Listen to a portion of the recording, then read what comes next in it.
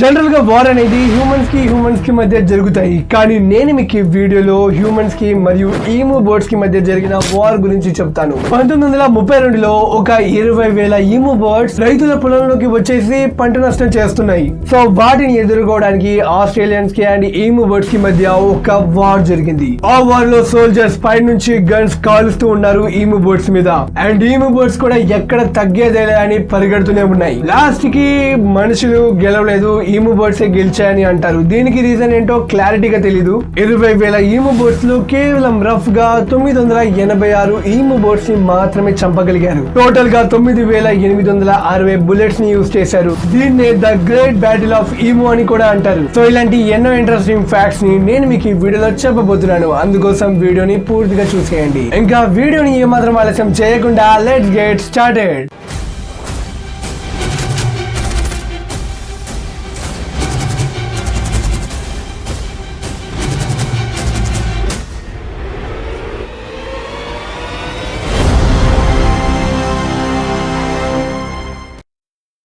Fact number 9. General గా T shirts ని cotton తో తయారు చేస్తారు. కానీ ఒక టెక్ కంపెనీ వాళ్ళు చాలా డిఫరెంట్ గా ఆలోచించి వుడ్ అండ్ ఆల్గేతో తమ టీ షర్ట్స్ ని ప్రిపేర్ చేస్తున్నారు. ఇప్పుడు మీరు స్క్రీన్ పైన చూస్తున్నారు కదా, అదే ఆ టీ షర్ట్ వాళ్ళ కంపెనీ పేరు వలీబ్యాగ్ స్పోర్ట్స్ ట్రీస్. సో ఇవి చూడడానికి ఇలా ఉంటాయి. అయితే ఇందులో ఏం స్పెషాలిటీ ఉందని మీరు అడగవచ్చు. ఫ్రెండ్స్, ఈ టీ షర్ట్స్ కి ఉన్న స్పెషాలిటీ ఏమిటంటే ఇది డీకంపోజ్ అవ్వగలదు. అవును, మీరు కరెక్ట్ గానే విన్నారు. ఒకవేళ మీరు ఆ టీ షర్ట్స్ ని సాయిల్ మీద పడేస్తే దాదాపు 3 వారాల్లో అది కంప్లీట్ గా డీకంపోజ్ అయిపోతుంది. ఇందులో ఉండే ఆల్గే అండ్ వుడ్ ని ఆ సాయిల్ లో ఉండే వార్మ్స్ తినేస్తాయి. సో మీ అందరికి ఇప్పుడు ఒక డౌట్ రావచ్చు, మరి ఆ టీ షర్ట్ లో ఆల్గే ఉంటుంది కదా, మరి దాన్ని వేసుకుంటే మనకి ఏమన్నా అవుతుందా అని. ఫ్రెండ్స్, అసలు అవి మనల్ని ఏం చేయవు అండ్ వాటి వల్ల మనకి ఎలాంటి హార్మ్ అనేది ఉండదు. Fact number 8. 2017వ సంవత్సరం స్కాట్లాండ్ కి చెందిన 2 స్కూల్ స్టూడెంట్స్ ఒక ఆర్ట్ గ్యాలరీ లైక్ మ్యూజియం కి వెళ్లారు. అండ్ అక్కడ వాళ్ళకి ఎంటీ టేబుల్ కనబడింది. సో వాళ్ళు ఒక పైనాపిల్ ని పెట్టారు. పెట్టిన కొన్ని రోజుల తర్వాత వచ్చి చూస్తే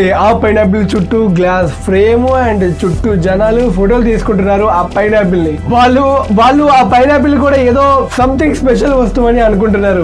ఇదే కాదు, ఇలాగే ఇంకొక ఇన్సిడెంట్ కూడా జరిగింది. ఎవరిదో కళ్ళజోడు పడిపోయింది అనమాట మ్యూజియం లో. ఆ మ్యూజియం కి వచ్చే జనాలు దాన్ని ఒక వాల్యుబుల్ వస్తువు అనుకొని ఫోటోస్ క్లిక్ చేయడం స్టార్ట్ చేశారు. దీన్ని బట్టి నాకు ఒకటి అర్థమవుతుంది, మనుషులు వస్తువులకి వాల్యూ ఇవ్వరు, అది ఉండే ప్లేస్ బట్టే దానికి వాల్యూ అనేది దక్కుతుంది. సో మనకు కూడా అలాంటి వాల్యూ కావాలంటే మనం కూడా ఒక పొజిషన్ లో ఉండాలి. Fact number 7. సో మీలో చాలా మంది స్కామ్ 1992 హర్షద్ మెహతా ఫిలిం ని చూసే ఉంటారు. చూడకపోయి ఉంటే వెళ్ళి చూడండి గైస్. నిజంగా అది ఒక సూపర్ వెబ్ సిరీస్ అని చెప్పొచ్చు. సరే, నేను మీకు హర్షద్ మెహతా గురించి ఒక ఫ్యాక్ట్ చెప్తాను. 1992లో హర్షద్ మెహతాకి ఫెడరల్ బ్యాంక్ అండ్ ఇంకో బ్యాంక్ కి మధ్య 6 కోట్ల కోసం ఒక గొడవ జరిగింది. హర్షద్ మెహతా ఏమో 6 కోట్లు నావని అండ్ బ్యాంక్ వాళ్ళేమో 6 కోట్లు మావని చెప్తున్నారు. సో ఇలా ఒక చిన్న గొడవగా ఆ గొడవ కేసు కింద మారింది. చివరిగా 2019లో హర్షద్ మెహతా వైఫ్ కోర్టులో ఆ కేసు గెలిచింది. కోర్టు హర్షద్ మెహతా ఫ్యామిలీకి ఆ బ్యాంక్స్ వల్లే ఆ మనీని తిరిగి ఇవ్వాలని చెప్పింది. సరే, ఇందులో ఏం ఫ్యాక్ట్ ఉందని అనుకుంటున్నారా?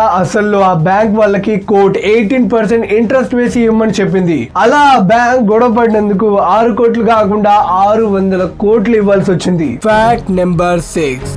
ఫర్ ఎగ్జాంపుల్, మీరు మీ ఫ్రెండ్ ఇంటికి వెళ్ళారనుకోండి అండ్ లోపలికి ఎంటర్ అవ్వగానే కరెంట్ పోతే మీ ఫ్రెండ్ చెప్తాడు, ఈ ఐరన్ లెగ్ రా నీది అని. అడుగు పెట్టావు 10 రూపాయలు నాశనం. సో నేను మీకు ఇప్పుడు అలాంటి ఐరన్ లెగ్ కపుల్ గురించి చెప్తాను. 2001లో ఇంగ్లాండ్ కి చెందిన జాన్సన్ అండ్ జెరీ కార్నిస్ లారెన్స్ అనే వైఫ్ అండ్ హస్బెండ్ హాలిడే కి ట్రిప్ కి అని న్యూయార్క్ సిటీకి వెళ్లారు. అండ్ అప్పుడే కరెక్ట్ గా ఆ టైం కి వరల్డ్ ట్రేడ్ సెంటర్ మీద అటాక్ జరిగింది. ఏంటి ఒక్కదానికేనా అని మీరు అడగవచ్చు. సర్లే, వీళ్ళేదో బ్యాడ్ టైం లో ఎంటర్ అయ్యారని అనుకోవచ్చు. బట్ సెకండ్ టైం జూలై 7, 2005లో లండన్ కి హాలిడే ట్రిప్ కి వెళ్లారు. ఆ రోజే 4 బ్రిటిష్ బాంబర్స్ లండన్ మీద అటాక్ చేశారు. సర్లే, ఇది కూడా అన్ఎక్స్పెక్టెడ్ గా జరిగిందని అనుకుందాం. 2008లో మళ్ళీ కపుల్ ముంబైకి ట్రిప్ కి వచ్చారు. అప్పుడే మన తాజ్ హోటల్ మీద అటాక్ జరిగింది. సో వాళ్ళు అన్ని అటాక్స్ నుంచి తప్పించుకున్నారని వాళ్ళని లక్కీ కపుల్ అనాలో లేదా ఐరన్ లెగ్ కప్పులు అనాలో నాకైతే అర్థం కావట్లేదు. సో ఈ కప్పుల గురించి మీరేమనుకుంటున్నారో నాకు కింద కామెంట్ బాక్స్ లో తెలియపరచండి.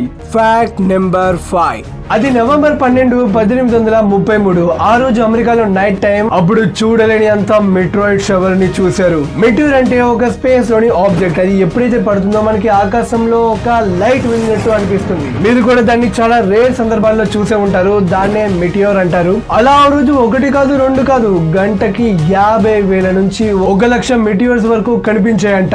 ఇలా జరగడం పెద్ద విషయమేం కాదు కానీ బట్ అన్ని లక్షల కొద్ది మెట్రాయిడ్స్ పడడమే చాలా చాలా రేర్. అక్కడ ఉన్న వాళ్ళందరూ ఎవరైతే ఆ మెట్రాయిడ్స్ పడ్డాన్ని చూస్తున్నారో వాళ్ళందరూ అనుకున్నారు ఈ రోజు భూమి ఖచ్చితంగా అంతమైపోతుందని. బట్ గుడ్ లక్, ఆ మెట్రాయిడ్స్ అనేవి మన భూమికి డ్యామేజ్ అవ్వలేదు అండ్ ఎలాంటి పెద్ద మెట్రాయిడ్ కూడా మన వరల్డ్ మీద పడలేదు. Fact number 4. ఫ్రెండ్స్, మీరు ఇప్పుడు స్క్రీన్ పైన చూస్తున్నారు కదా, ఆ అమ్మాయి పేరు వచ్చేసి అశాంతి స్మిత్. ఈ అమ్మాయి యూకే లో ఉంటుంది. అయితే ఈ అమ్మాయికి చిన్నప్పటి నుండే చాలా రేర్ డిజార్డర్ ఉంది. ఈ డిజార్డర్ ఉన్న వాళ్ళకి 1 year లోనే 8 years గ్రోత్ కనబడుతుంది. ఓకే, దీన్ని కొంచెం నేను మీకు క్లియర్ గా ఎక్స్ప్లెయిన్ చేస్తాను. సో ఇప్పుడు సపోజ్ మీరున్నారు, మీరు 1 year లో 5 centimeters పెరిగారని అనుకుందాం అండ్ 8 years లో 2 inches పెరిగారని అనుకుందాం. కానీ నేను మీకు ఇప్పుడు చెప్పే ఆ డిజార్డర్ కనుక ఉంటే మీకు 1 year లోనే ఆ 2 inches గ్రోత్ అనేది కనబడుతుంది. ఇక్కడ గ్రోత్ అర్థం ఏంటంటే హైట్ పెరుగుతారని కాదు, ఏజ్ పెరగడం. లైక్ మీరు 10 years లో ఒకలా కనబడతారు అండ్ 18 years లో ఒకలా కనబడతారు. సో అలా కనబడడానికి 8 years టైం పట్టింది. కానీ ఏ డిజార్డర్ ఉన్న వాళ్ళు జస్ట్ 1 year లోనే ఆ చేంజెస్ అనేవి కనబడతాయి. అంటే 8 years గ్రోత్ ని జస్ట్ 1 year లో గెయిన్ చేసేస్తారు. సో ఈ అమ్మాయి కూడా ఆ డిజార్డరే ఉంది అండ్ ఈ అమ్మాయి 17 ఏళ్ళు ఉన్నప్పుడే చనిపోయింది. కానీ ఆమె చూడడానికి 144 ఏళ్ల మామలాగా కనిపిస్తుంది. ఎందుకంటే ఆమె ప్రతి ఇయర్ 8 years గ్రోత్ ని గెయిన్ చేసుకుంటుంది. సో దీన్ని మెడికల్ లాంగ్వేజ్ లో గిల్ఫోర్డ్ ప్రోగెరియా అని అంటారు. Fact number 3. మనలో చాలా మందికి ఉండే కామన్ డౌట్ ఏంటంటే ఒలింపిక్స్ లో రియల్ గోల్డ్, సిల్వర్, బ్రోంజ్ ఇస్తారు కదా, ఆ మెడల్స్ అనేవి 100% గోల్డ్, సిల్వర్ అండ్ బ్రోంజ్ తో తయారు చేస్తారా అని. సో చాలా మందికి ఒలింపిక్ మెడల్స్ చూసినప్పుడు ఈ డౌట్ వచ్చే ఉంటుంది. సో నేను మీకు ఇప్పుడు ఆ డౌట్ ని క్లియర్ చేస్తా. ఫస్ట్ గా గోల్డ్ మెడల్, ఇందులో కేవలం 6 గ్రాముల ప్యూర్ గోల్డ్ మాత్రమే ఉంటుంది. ఇంకా 210 గ్రాముల సిల్వర్ ఉంటుంది. ఇది నేను స్వయంగా చెప్పిందేం కాదు, ఇది స్వయంగా ఇంటర్నేషనల్ ఒలింపిక్ కమిటీ వాళ్ళే చెప్పారు. అండ్ ఆ గోల్డ్ మెడల్ ని తయారు చేయడానికి వాళ్ళకి $830 పడుతుంది. అంటే మన ఇండియన్ కరెన్సీలో దాదాపు 59,000 నుంచి 69,000 మధ్యలో ఉంటుంది. అండ్ సిల్వర్ మెడల్ ఉంటుంది కదా, దాన్ని తయారు చేయడానికి $445 పడుతుంది. అంటే మన ఇండియన్ కరెన్సీలో దాదాపు 32,000. మరియు దీన్ని 90% ప్యూర్ సిల్వర్ తోనే చేస్తారు. అండ్ లాస్ట్ గా బ్రోంజ్ మెడల్ ని తయారు చేయడానికి కేవలం $2 to $2.5 అంటే 150 to 200 రూపీస్ పడుతుంది. అది జస్ట్ 150 to 200 రూపీసే. కానీ ఆ 200 రూపీస్ మెడల్ ని సంపాదించడానికి చాలా కష్టపడాలి. సో ఇక్కడ మనీ మ్యాటర్ కాదు, position matters. Fact number 2.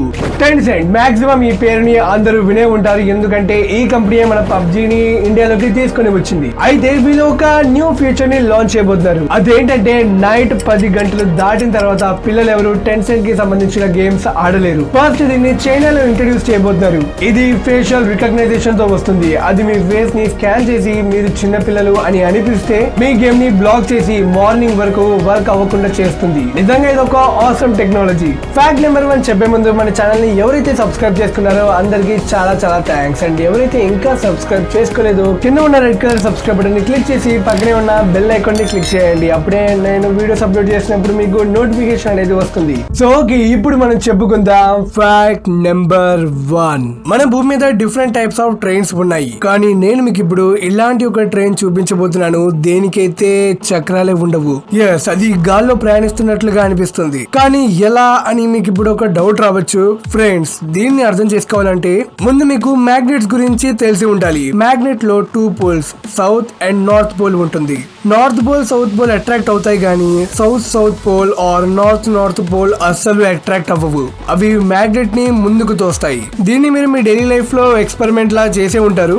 So ఇదే సేమ్ కాన్సెప్ట్ ని ఈ మ్యాగ్లూ ట్రైన్స్ లో వాడారు. ఈ ట్రైన్ పట్టాల సైడ్స్ లో భారీ మ్యాగ్నెట్స్ ఉంటాయి అండ్ ట్రైన్ కింద సైడ్ భాగంలో కూడా మ్యాగ్నెట్స్ ఉంటాయి. కాకపోతే ఇవి రెండు రిపెల్ చేస్తాయి, అంటే తోసుకుంటాయి, ముందుకి నెడుతూ ఉంటుంది. సో దాని వల్ల ఈ ట్రైన్స్ అనేవి గాల్లో ఎగురుతున్నట్లు అనిపిస్తుంది, ఎందుకంటే అవి అంటుకోవు కదా. సో ఇలా ఒక ట్రైన్ కదలాలంటే వీళ్ళు మ్యాగ్నెట్స్ యొక్క పోల్ ని స్విచ్ చేస్తూ ఉంటారు, నార్త్ సౌత్ పోల్ ఇలా. దానితో ట్రైన్ ఆటోమేటిక్ గా ఇలా తోసుకుంటూ చాలా అంటే చాలా స్పీడ్ గా ప్రయాణిస్తుంది. కాకపోతే ఈ ట్రైన్స్ అండ్ ట్రాక్స్ ని తయారు చేయడం చాలా ఖర్చుతో కూడుకున్న పని, అందుకని ఇవి మనకి చాలా తక్కువ చోట్లలోనే కనబడతాయి. సో ఈ వీడియోని ఇక్కడ దాకా చూసారంటే మీకు ఈ వీడియో తప్పకుండా నచ్చే ఉంటుంది. సో మీ జడ్జిమెంట్ టైం ఇప్పుడు. లైక్, షేర్ అండ్ కామెంట్ తప్పకుండా చేయండి. మళ్ళీ కలుద్దాం గైస్ ఇలాంటి మంచి ఇంట్రెస్టింగ్ ఫ్యాక్ట్స్ ఎపిసోడ్ తో. Until then bye. And also Finity app ని డౌన్లోడ్ చేసుకోవడం మర్చిపోవద్దు, లింక్ అనేది కింద డిస్క్రిప్షన్ లో ఉంది. అండ్ ఇంకా ఇన్ఫర్మేషన్ కోసం ఫినిటీ ఛానల్ ని సబ్స్క్రైబ్ చేసుకోండి.